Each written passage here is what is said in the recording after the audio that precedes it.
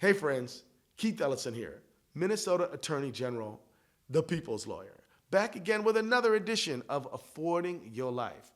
We're going to be talking about Trump's executive orders, how they are violating people's rights, and Democratic AGs are standing up for your rights and fighting back, and we'll promise to do that. Here we go.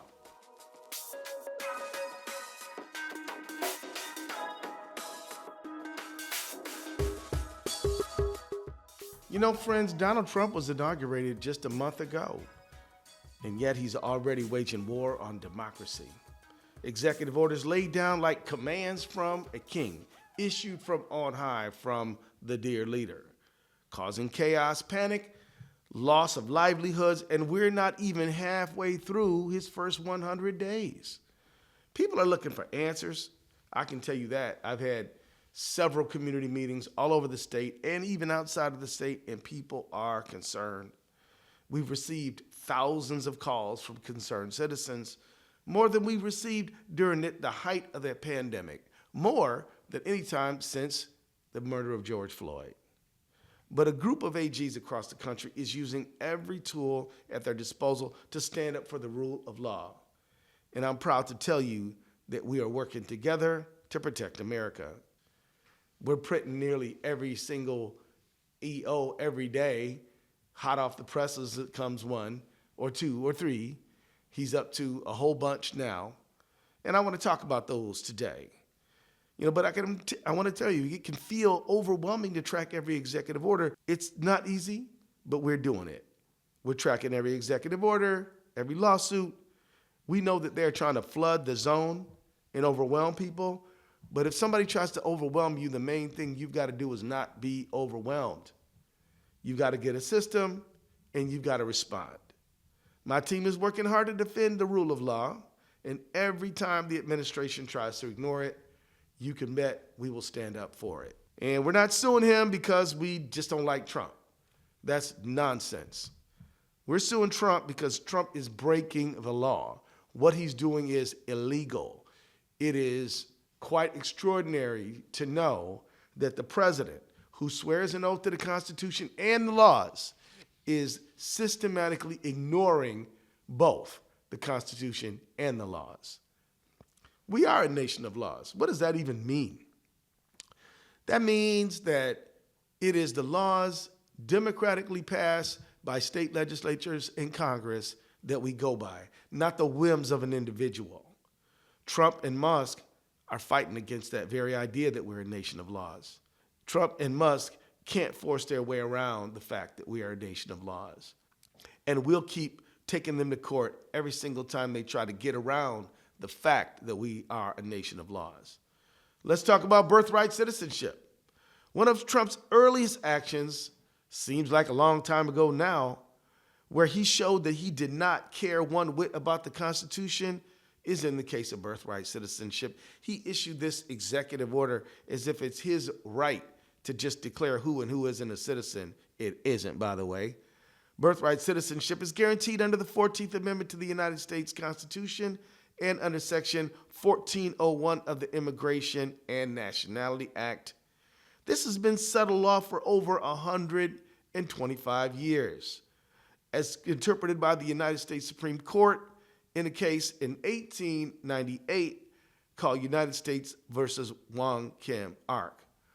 Remember, 1898 was the era where the Plessy versus Ferguson case was issued. That's separate but equal. But the Supreme Court, reading the words of the 14th Amendment, couldn't get around it. If you're born in the United States, subject to the laws of the United States, you're a U.S. citizen. We sued on this thing on January 21st. We had a coalition of 22 attorneys general suing to block President Trump's unconstitutional executive order that purports to end birthright citizenship. And you should know, and I'm proud to tell you, that on February 10th, a Maryland federal judge blocked the order, the third judge to do so following rulings by judges in Washington and Maryland. The administration is appealing the Seattle-based judge's block of the executive order, but we are very confident we're just going to keep winning. February 13th, the U.S. District Court in Massachusetts also issued a preliminary injunction against this order. But why do something like this if it's settled law? Well, it's to demonstrate contempt for Americans, and pretty much simple as that. Another example of the president just ignoring the rule of law is his illegal action aimed to withhold essential funds that states rely on, funding for health, education, law enforcement, disaster relief, and other essential programs, stuff like FEMA money and Meals on Wheels, folks. The president is not a king. He cannot ignore laws passed by Congress. He can't strip Congress of the power of the purse, and he cannot ignore court orders. On January 28th, we got together with our Dem AG partners, and 22 states sued, stopping this illegal action. Lately, what has happened? January 31st, a federal judge in Rhode Island issued a temporary restraining order in our lawsuit, stopping the Trump administration from imposing a blanket freeze on federal funding. So a TRO, temporary restraining order, it's like in a normal lawsuit, you say I violated your rights, okay, fine, we're going to go to court and sort it out. Well, in a TRO situation, we're saying not only did you violate my rights are going to be hurt now if you are not stopped now.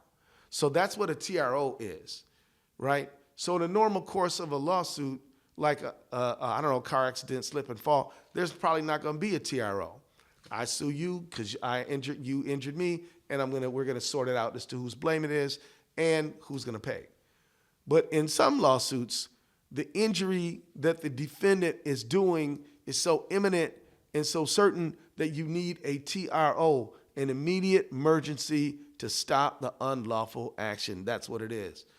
Then on February 7th, you should know that we filed a motion to enforce because he was systematically ignoring the court. And the court said, I said what I meant, and I meant what I said. And the court was able to grant that motion. The states filed a second motion to enforce with the court, citing at least 140 grants from Federal Emergency Management Administration, that's called FEMA, because they were still stolen. Now, just think about it. If you are dealing with FEMA, you ain't having a good day. If you're dealing with FEMA, you're dealing with fires, floods, hurricanes, something really bad.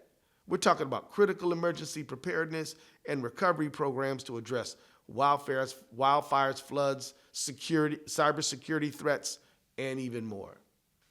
Along this theme of the rule of law, being a nation of laws and not men, here he goes with the illegal cuts to medical and public health innovation research.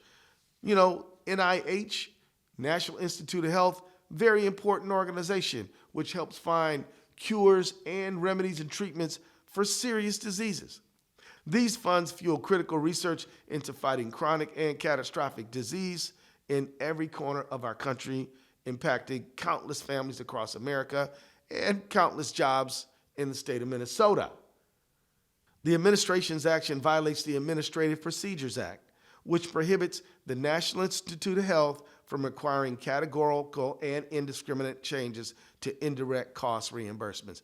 In other words, the Administrative Procedures Act says that you got to give notice if you want to change the rules, and you cannot operate in an arbitrary way. And Trump did both with the freeze of NIH monies. So we sued him. 22 states suing the Trump administration, U.S. Department of Health and Human Services, and the National Institutes of Health. 6 hours after we filed the lawsuit, a federal judge issued a temporary restraining order, which basically says, hold up. That's what it means. Temporary restraining order means, hold up, wait a minute. That's what happened, and he barred the cuts to unilaterally cut the money away from biomedical and public health research. So then we got an extension of the TRO, and then later we won a preliminary injunction just recently. Now, what is a preliminary injunction?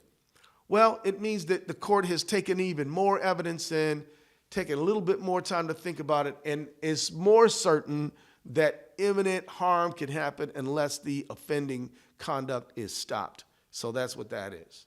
So that's what these are: emergency measures to stop imminent, immediate injustice and harm. That's what they're about. You know, we've been talking about the rule of law and how we're a nation of laws. We're going to stand up for the rule of law because we don't want to live under some whimsical dictator who, just does whatever he wants, whenever he wants. But we've also been fighting about belonging. Who's included in America? When we say liberty and justice for all, do we mean except one group, except another group? Or do we mean all means all? I believe we mean all means all. But Trump's actions are an attempt to reshape who can feel welcome in our country. The vision that we're always working toward is built on the idea that we're all created equal and that no one is outside the circle of our compassion or outside the circle of protection. This administration doesn't like that. On the issue of gender-affirming care, these are hospitals and healthcare providers that treat people and serve people who are undergoing transition or thinking about it. The administration signed 2 executive orders targeting transgender individuals, claiming that gender identity is a quote-unquote false idea. That's wrong from a scientific standpoint, and attempting to strip federal funding from institutions that provide life-saving gender-affirming care for young people under the age of 19. Now, this is just nothing but bullying and an attempt to deny our transgender neighbors and children medically necessary care that is proven to save their lives. Yes, people who do not get gender-affirming care often commit suicide or attempt to. So on February 7th, Minnesota, Oregon, and Washington came together to block federal agencies from acting on this order. And on February 14th, a federal judge granted our request for a temporary restraining order, issuing a 2-week halt to Trump's executive order trying to ban gender-affirming care. On February 28th, the court granted a preliminary injunction just hours after the oral argument. So, you know what? We're doing good so far. Now, we do have neighbors who are transgender. Some of them are young people, and those young people want to participate in stuff that young people participate in. They want to be in the play. They want to, be on the sports team. They want to participate in life and try to be like every other kid. Well, Trump says no. He's continued his attacks on transgender Americans with an executive order attempting to ban all transgender athletes from participating in activities that align with their gender identity. So what we did on February 20th, we issued formal guidance that the president's executive order does not supersede protections from discrimination in the Minnesota Constitution or Minnesota laws, and that complying with an executive order would be a violation of the Minnesota Human Rights Act. So we're standing with our people. Also on this issue of DEI, which I like to say that all the way out, diversity, equity, and inclusion. Because if you don't like DEI, what you're saying is that you do like not diversity, but singularity. Only one kind of person can be here, can be welcome here. You don't like equity, you want inequity, unfairness. And you don't want inclusion, you want exclusion. So we're standing up for diversity, equity, and inclusion, and he's standing up for singularity, inequity, and exclusion, which, well, we have a name for that in America. It's called Jim Crow, people. That's what it is. So Donald Trump is trying his best to convince everyone that diversity, equity, and inclusion is illegal. It is not illegal. He is absolutely wrong. Let me be clear, there is nothing unlawful about private businesses trying to create workplaces that are welcoming, supportive, accessible, and inclusive from people who come from different walks of life, including racial minorities, immigrants, women, LGBTQ people, everyone. DEI isn't discriminatory. It's the opposite of discrimination. On February 13th, We joined 16 states issuing official guidance on Trump's anti-diversity, equity, and inclusion order. And the latest is that on February 21st, in a lawsuit filed by higher education groups against this executive order, the federal court granted a preliminary injunction blocking the Trump administration from ending and changing federal contracts that they consider DEI related. Also in this area of belonging, we're standing up for our new Americans. Minnesota schools and immigration policy are important. On February 14th, our office released guidance for Minnesota schools restating that regardless of the changes in federal immigration policy, schools continue to be bound by the law to provide public education to students no matter their immigration status. Schools must also protect student data and cannot be compelled to enforce a federal program or changes to federal policy. Now look, we've talked about the rule of law and how we're standing up for that. We talked about belonging and how we will always stand up to make sure that we're a country of liberty and justice for all. But we also got to talk about government overreach and attacks on people. And there are established systems to make change in government. If you want to make that change, you can get a bill drafted, which is a proposal. All of y'all remember Schoolhouse Rock? I'm just a bill. Yes, I'm only a bill, and I'm stuck over here on Capitol Hill. Y'all remember that? That's the way you change the law. And if the American people suddenly want to give some billionaire oligarch access to their Social Security numbers, they can pass a law to do so. We have passed no law to do any such ridiculous, stupid thing. And so now we've had to go to court to stop government overreach, to stop Trump from giving Musk access to our private information. So, as I said, there's established systems to do so, but what we're seeing is the president and his billionaire co-president crony trying to sidestep the law and overreach their authority, and all while hurting your safety, your security, and your ability to afford your life. Let's talk about this so-called Department of Government Efficiency. First of all, folks, there has not been a statute enacting such an organization. It's not a legal entity in our government. It's still just some imagining of a bunch of rich frat boys who are trying to get rich at your expense. But the Trump administration illegally provided Musk and the so-called Department of Government Efficiency unauthorized access to Treasury and the Department of Central Payment System, and therefore to your most sensitive personal information, including bank account details and Social Security numbers. So on February 7th, what did we do? Well, we sued them, of course. Minnesota and 18 other states joined together to stop DOGE's unauthorized access to Treasury Department's Central Payment System. What's the latest on that? Well, just on February 21st, the court issued a preliminary injunction, meaning they have to stop. We will go back to court to enforce it. Now, there's this thing called DOGE 2.0, because as the oligarch Musk, South African apartheid person, has tried to rummage through your personal data, he also has another serious problem, and the truth is we have to stop that too.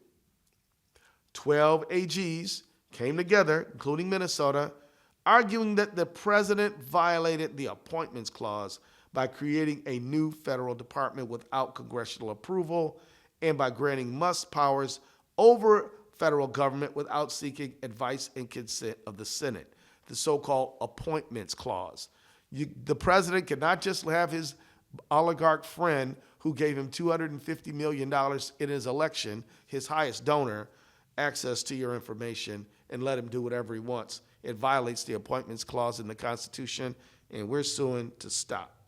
Now, so far we haven't stopped it, but I'm telling you that we will continue to fight. The case is very viable. I believe that we will win, but that case has been filed and we are fighting back. So I want you to know about it. Now, we're also stopping the government overreach when it comes to the Consumer Financial Protection Bureau. Now, you all will remember right after the subprime mortgage fraud crisis of 2008, which took place 10 years before that, leading up to it, all just exploded in 2008. You all will remember that Congress got together and passed something called the Dodd-Frank Act. This is an act to reform our financial system and reform Wall Street. One of the things that law did was created the Consumer Financial Protection Bureau, the CFPB. Now, the CFPB is an agency created the right way through Congress that does more for American consumers than any other I know about, and it's called the CFPB. The CFPB oversees $18 trillion with a T in consumer lending and makes sure that Americans aren't getting ripped off like they were during the foreclosure crisis.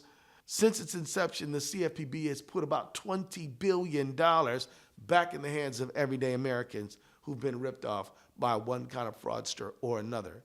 Last month, Trump ordered his administration to close down CFPB. Elon Musk even went on X to say CFPB RIP. So there you go. Bottom line is we're fighting back and we're not going to take it. We joined 22 AGs in a friend of the court brief in support of a lawsuit against the Trump administration to defund and shutter the CFPB. And we're fighting back. You should know that on March 3rd, I published an op-ed. We'll put it in the show notes so you can read it. It's a story about how the CFPB was brought about by the testimony, in part, of a good friend of mine named Sharon Tolbert Glover. She was an ex-nun, she was a civil rights leader, and she was a wonderful person, and she lost her house because of financial fraud. But she was able to get it back because we fought for her. But she came to testify about the importance of financial protection, and I want you all to hear about her. So read that story. Let me just say in closing, you can count on the Minnesota Attorney General's office to fight for the rule of law.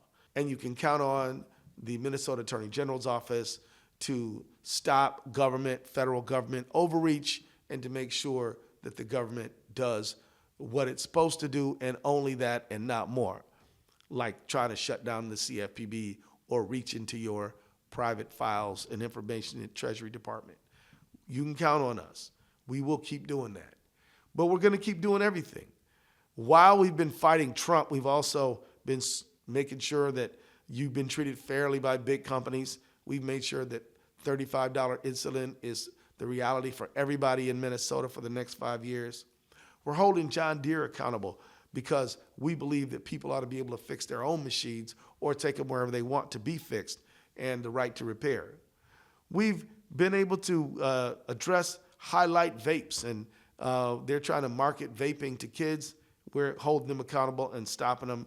We've been suing Glock because they make their weapon in a way that people can make it into an automatic weapon, a machine gun, and we're trying to stop that.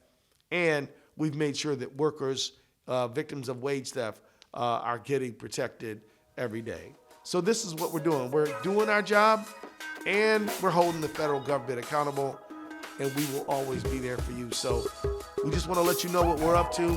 Tell a friend, and we'll see you next time.